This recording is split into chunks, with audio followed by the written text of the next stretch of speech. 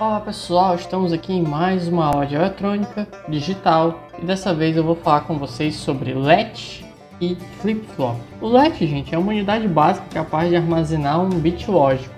A primeira ideia que nós temos para a construção de um latch é essa aqui. Nós temos duas portas inversoras com suas entradas ligadas em suas saídas, né? Dessa forma aqui. E então, quando nós ligarmos esse circuito aqui, né, você vai ter qualquer número aleatório aqui. Isso aqui tem 1, aqui do outro lado tem 0. E esse número será mantido aí enquanto o seu circuito ficar ligado, né? Então essa é a primeira forma aí que nós temos de deixar uma informação armazenada. Claro que o problema disso aqui é que nós não podemos inserir dados aqui, né? Não tem como nós configurarmos essa saída aqui sem danificar ou correr o risco de danificar alguma dessas portas. Então, a forma que nós temos aí de gerar um registrador, né, diríamos assim, né, uma unidade básica de memória capaz de armazenar um bit, ou seja, um latch, é através dessas outras duas formas. E basicamente o símbolo da minha latch fica desse jeito aqui, ó. Percebam que aqui a gente tem o reset e aqui a gente tem o set. Então a ideia básica é quando a gente colocar o reset, ó, a nossa saída vai ser forçada para 0. Quando a gente colocar 1 no set, a nossa saída vai ser 1. E quando nós colocarmos 0 e 0, né, ou seja, não colocarmos nada na nossa entrada, o estado permanecerá como estava, ou seja, nós vamos continuar tendo o que nós tínhamos anteriormente nas nossas saídas. Como eu vou estar utilizando essa configuração aqui nesse nosso próximo caso do flip-flop, que nós formos ver aqui embaixo, então eu vou estar focando aqui na explicação dessa construção lógica aqui, ao invés dessa outra aqui, até mesmo porque essa outra é um pouco mais fácil, pois vocês veem aqui que aqui eu tenho os valores barrados, né, enquanto que aqui não. Então essa aqui ela é um pouco mais fácil aí e fica aí a recomendação para vocês analisarem por conta própria. Então vamos dar um zoom aqui, vamos observar o que vai acontecer aqui em cada caso, tá, gente? Só para começar aqui, o caso 00 ele não é utilizado, tá?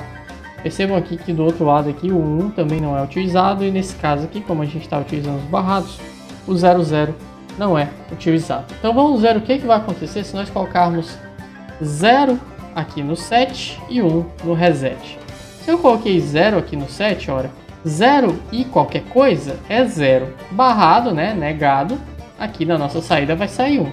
Então, através da realimentação, nós vamos ter aqui 1 também. Então, 1 e 1 vai sair 1.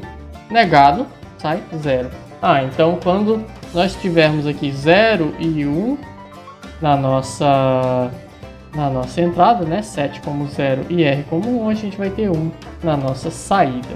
Então, basicamente, aí vocês veem que quando colocarmos 0 aqui no set, nós estamos setando a nossa saída para 1. Vamos fazer o contrário agora. Vamos colocar 1 no set e 0 no reset. Então, em teoria, é para nós resetarmos o nosso circuito, setando a saída para 0. Vamos ver se isso realmente acontece. Olha só, aqui eu tenho 0, 0 e qualquer coisa aqui embaixo, 0 e qualquer coisa vai dar 0. Barrado ou negado, né, vai dar 1. 1, esse 1 vem para cá através da realimentação. 1 e 1 vai dar 1. Barrado ou negado, né, vai dar 0. Então com isso a gente tem aqui a nossa saída indo para 0 quando nós colocarmos aqui o set em 1 e o reset em 0. E por último, o último caso que nós vamos analisar é quando nós tivermos 1 e 1 aí, aonde vamos supor, como vocês já sabem aqui, que vamos ter na saída do caso anterior, vamos supor aqui um valor qualquer aqui na nossa saída. Vou colocar 1 aqui. Se nós temos 1 aqui, nós vamos ter 1 aqui na realimentação. E podemos até mesmo utilizar Q, né? Eu vou deixar aqui Q. Então esse Q vai estar aqui. Ora, nós temos 1 e Q. Ora, 1 e Q, a saída disso daqui vai dar, a saída da AND com 1 e Q vai dar Q barrado. Nós temos aqui a nossa saída Q barrado. Esse Q barrado realimenta para cá e 1 e Q barrado vai dar Q barrado. Passando pela inversora, nós temos Q. Então isso mostra aí que se nós tivermos a condição de 1 e 1 nas nossas duas entradas aqui, nós vamos ter o Q, a nossa saída se mantendo aí constante, né? Se estava em 1, ela vai continuar em 1. Se estava em 0, ela vai continuar em 0. Agora, gente, eu vou falar rapidamente para vocês sobre a limitação do latch, né? Vamos imaginar que nós tivéssemos um circuito onde nós temos dois desses latches, né? Nós temos também um sinal de clock, e o que nós queríamos era que a cada sinal de clock, nós colocando um aqui na nossa entrada, né?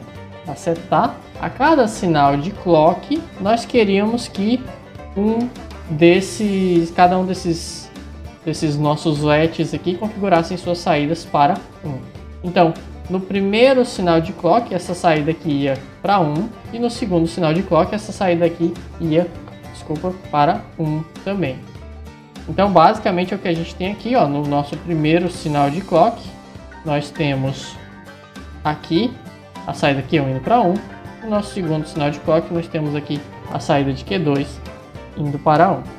Só que, na verdade, o que vai acontecer nesse caso aqui é isso aqui, ó. Assim que nós configurarmos um sinal de clock, assim que nós mudarmos Q1 aqui e nós colocarmos aqui o set para 1, nós estamos mudando essa saída aqui para 1, e assim que essa saída muda para 1, aqui também vai mudar para 1, né?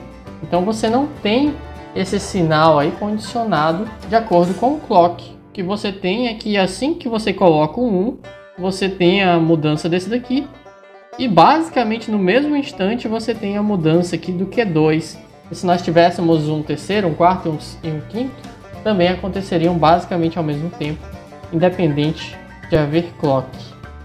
Então surge aí a necessidade de nós pensarmos em um circuito o qual ele seja sensível aí ao clock, né? Então o flip-flop ele consiste basicamente em um latch que ele respeita aí o sinal de clock, né? As mudanças apenas acontecem quando nós temos aí o sinal de clock.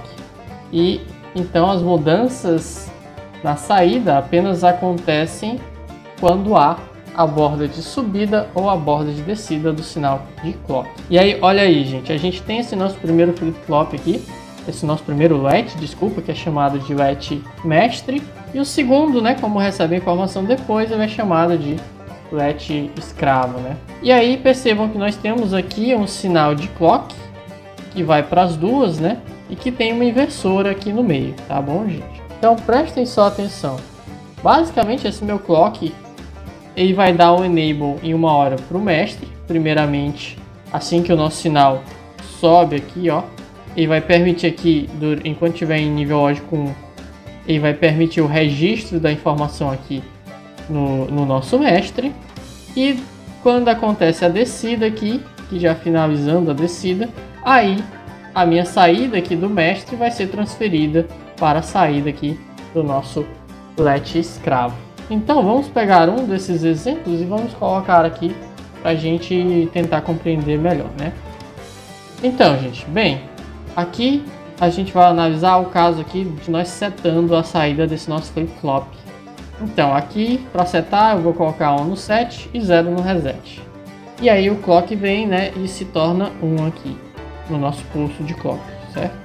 Então aqui em cima eu tenho 1 em 1, dá 1, barrado, né, ou negado dá 0. Embaixo aqui eu tenho 0 e 1, 0 e 1, que dá 0, negado dá 1.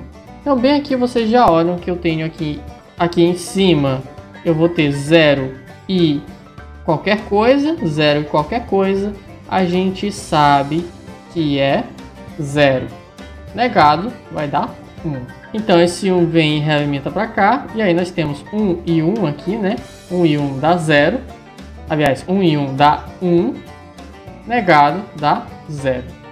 Então percebam que nessa nossa configuração aqui, basicamente nós passamos aqui o set, né? No set nós setamos a saída para 1. No reset, quem quiser analisar aí pode fazer essa análise. Nós vamos setar a nossa saída para 0. Se nós mantivermos os dois em 0, né? O set e o reset em 0, nós vamos manter o estado anterior. E aí, gente, percebam que aqui, ó, devido a essa porta inversora, nós temos 0. E aí, se nós temos 0 aqui, esse nosso flip-flop aqui, né, esse nosso latch, ele não vai permitir alteração do seu estado de saída, né? Ele vai ter nas suas entradas 0 e 0, e tendo nas suas entradas 0 e 0, ele mantém o estado original em que ele estava, o estado anterior. Então vamos guardar aqui, nós temos 1 e 0. E aí quando esse clock aqui descer, né, ele estava em 1, estava permitindo a alteração do estado de saída aqui, desse cara. Quando ele descer, aí o que vai acontecer? Aí aqui, ó, a nossa inversora vai transformar esse nível lógico 0 aqui, ó, para 1. E aí, dessa vez, esse cara aqui é que vai ser ativado para atualizar suas saídas. E aí, como já vimos, a análise é a mesma da que fizemos aqui. Nós vamos ter 1 aqui na nossa saída e 0 aqui na nossa saída negada. E basicamente por esse motivo, esse flip-flop aqui, ele é chamado como atuante em borda de descida, tá bom? Pois a saída dele, ela apenas muda quando nós temos aqui a nossa borda de descida. Bem, gente, espero que vocês tenham compreendido aí um pouquinho sobre o flip-flop. E agora nós vamos aqui para os tipos diferentes que nós temos de flip-flop. Então, olha só, gente, o primeiro flip-flop que nós temos é esse que nós acabamos de ver. É o flip-flop set reset, né? E o nosso flip-flop set reset, nós temos aqui o botão de set, o pino de set. Temos o pino de reset, o pino de clock. E temos as nossas saídas aqui. E aí quando nós colocamos os dois em 0, vocês já sabem, vamos ter a saída como sendo a saída anterior. Se nós damos 1 no reset, a saída é 0. Se nós damos 1 no set, a saída é 1. E esse caso aqui nós não utilizamos. Vale lembrar que algumas vezes nós temos esses pinos aqui de set e reset direto, aonde ele imediatamente seta ou reseta a saída, independente do clock, certo? Algumas vezes isso é útil no circuito. O outro flip-flop que nós temos é basicamente uma leve modificação desse flip-flop RS, é o flip-flop JK. Nós temos aqui a entrada J, a entrada K, o clock, nossa saída e nossa saída barrada. E aí, qual que é a tabela verdade desse nosso flip-flop? Quando nós tivermos 0, 0, nós vamos ter a saída anterior sendo repetida. Quando tivermos 1 no K aqui, nós vamos ter 0 na nossa saída. Quando tivermos 1 no J, nós vamos ter 1 na nossa saída. E quando nós tivermos aquele caso aqui que não era usado, né? Quando nós tivermos 1 e 1, nós teremos o estado anterior barrado na nossa saída. Essa é a principal diferença aí entre o flip-flop RS e o flip-flop JK. Também tem o flip-flop toggle, né? O flip-flop tipo T, onde nós temos aqui a entrada T, o clock, saída e saída barrada. E quando nós temos aqui a entrada como sendo 0, nós mantemos o que é anterior, o estado anterior. E quando nós temos a entrada sendo 1, nós vamos alterar a saída, né? Nós vamos barrar a saída ou invertê-la, né? Torná-la negada quando nós temos 1 aqui. Então, toda vez que nós mandamos um 1 aqui no nosso T e damos um clock, nós vamos barrar a nossa saída. Se tinha 0, vira 1. Se tinha 1, vira 0. E o nosso flip-flop tipo D serve exatamente como memória, né? É um dos que é mais utilizado como memória. Nós temos aqui o terminal D, clock, saída e saída invertida. E a tabela verdade dele é basicamente, se eu tenho 0 no terminal D, eu tenho 0 na saída, quando tiver o clock, né? E se eu tenho 1 no D, eu vou ter 1 também na saída. Então, basicamente, ele passa aí o que está no D diretamente para a saída, toda vez que nós temos aí um sinal de clock. E, gente, com isso vocês conheceram aí o latch. Vimos aí o princípio de funcionamento de como nós pegamos um latch e transformamos ele em um flip-flop. Vimos também os 4 tipos de flip-flop mais comuns que nós temos, que é o RS, o JK, o tipo T e o tipo D. Com isso, por hoje a gente fica por aqui e até a nossa próxima aula.